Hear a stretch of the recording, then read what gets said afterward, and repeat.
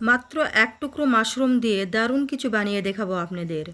জিভে পানে আনা স্বাস্থ্যকর মাশরুমের স্ন্যাক্স একদিন বানালে রোজ বানাবেন। প্রিয় দর্শক, আসসালামু আলাইকুম, welcome back to my channel মুস্কানের রান্নাঘর। তো এটা এতটাই মজার হয়, আপনি যখন এই স্ন্যাক্সটি তৈরি করে খাবেন এইটার মধ্যে খুবই সুন্দর একটা সুঘ্রাণ পাবেন, আর এইটা এতটাই সুস্বাদু খেতে। প্রথমে আমি এক টুকরো মাশরুম নিয়ে নিলাম। এই মাশরুম এখন আমি গরম পানি দিয়ে ভালো করে ধুয়ে নিব। হাতে যতটা গরম পানি সহ্য হয় ঠিক তেমনই গরম পানি দিয়ে এই মাশরুমটা ভালো করে 5-7 মিনিট ভিজিয়ে রেখে ধুয়ে পরিষ্কার করে নিতে হবে। এই মাশরুমটি হাত দিয়ে চিপিয়ে সমস্ত পানি ভালো করে ঝরিয়ে ফেলে কুচি কুচি করে কেটে নিতে হবে। এই কাজটি আমি অফ ক্যামেরায় করে নিব। আর এই দিকে দেখুন, আমি 2টি সিদ্ধ আলু নিয়েছি। এই আলুগুলো এখন আমি গ্রেটারের সাহায্যে ভালো করে গ্রেট করে নিব। ভিডিওর শুরুতেই বলছি, ভিডিওটি দেখার আগে প্লিজ একটা লাইক দিয়ে ভিডিও দেখা শুরু করবেন। আর রেসিপি ভালো লাগলে ফ্রেন্ডস অ্যান্ড ফ্যামিলির মাঝে বেশি বেশি শেয়ার করে দিবেন।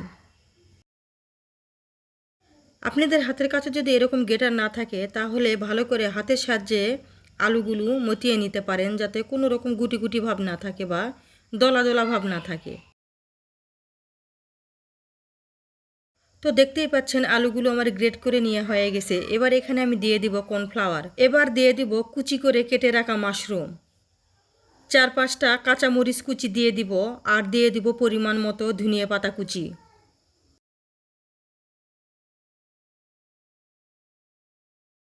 উঁচু করে 1/2 চা চামচ শুকনা মরিচের গুঁড়া দিয়ে দিলাম, আর সামান্য পরিমাণ হলুদের গুঁড়া দিয়ে দিলাম।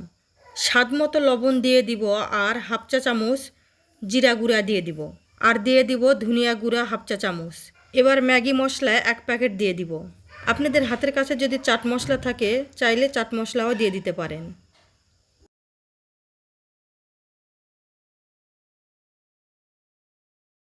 এই সমস্ত উপকরণগুলো যখন দিয়ে নেওয়া হয়ে যাবে তখন ভালো করে হাত দিয়ে মাখিয়ে নেব।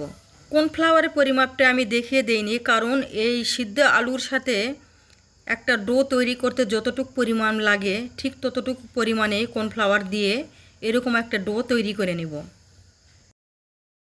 এই ডোটি তৈরি করে নিতে হাতের সাথে অনেকটাই লেগে যাচ্ছে, তাই হাত ভালো করে পরিষ্কার করে ধুয়ে নিয়ে হাতে এরকম সয়াবিন তেল ভরিয়ে নিয়ে ডোটি আরও ভালো করে কিছুক্ষণ মতিয়ে মাখিয়ে নেব। এবার দেখুন, বোর্ডের উপরে সামান্য পরিমাণ সয়াবিন তেল দিয়ে নিলাম। নিয়ে এই ডোটি 2 ভাগে ভাগ করে নিব, নিয়ে এই স্ন্যাক্সটি তৈরি করে নেব। তো এভাবে হাতের সাহায্যে ঘুরিয়ে ঘুরিয়ে কিছুটা রোলের শেপ দিয়ে নিব। বেশ চিকন করে এই রোলের শেপটি দিয়ে নিতে হবে। আপনারা একটু খেয়াল করলে বুঝতে পারবেন আমি কতটা চিকন করে রোলের শেপ দিয়ে নিলাম। তো এইভাবে যখন রোলের শেপটি দিয়ে নেওয়া হয়ে যাবে তখন আমি হাতের তালুর সাহায্যে এরকম একটু চাপটা করে দিব।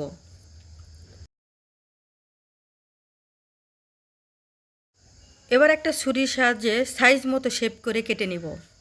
এই সাইজটা যেন চৌকো শেপ হয় সেভাবেই কেটে নিতে হবে। আর কেটে নেওয়ার সময় সাইড সুইড একটু এবড়ো থেবড়ো হতে পারে, তাতে কোনো সমস্যা নেই।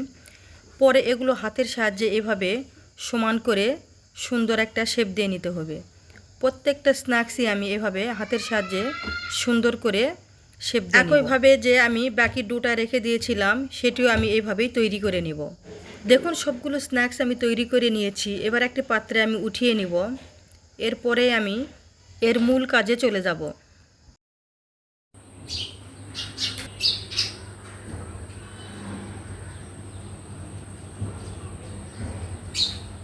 এবার একটি বাটিতে আমি নর্মাল টেম্পারেচারে থাকা একটি ডিম নিয়ে নিব।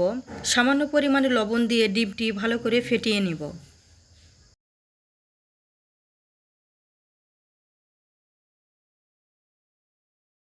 এবার ডিমের মধ্যে স্ন্যাক্সগুলো দিয়ে ভালো করে কোট করে নিতে হবে।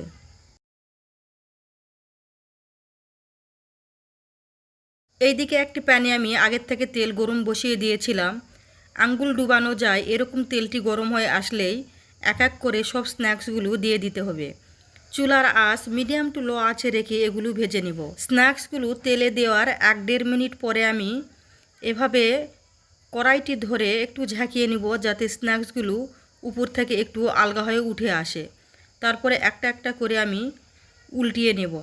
এই স্ন্যাক্সটি ভাজার সময় কোনোভাবে চুলার আঁচ বাড়ানো যাবে না, একদম মিডিয়াম টু লো আঁচে রেখে বেশ কিছু সময় নিয়ে এই স্ন্যাক্সগুলো ভেজে নিতে হবে। মাশরুমের পাকোড়া তো অনেকভাবেই খেয়েছেন, আবার অনেকে খেতে পছন্দ করে না গা গোলায়।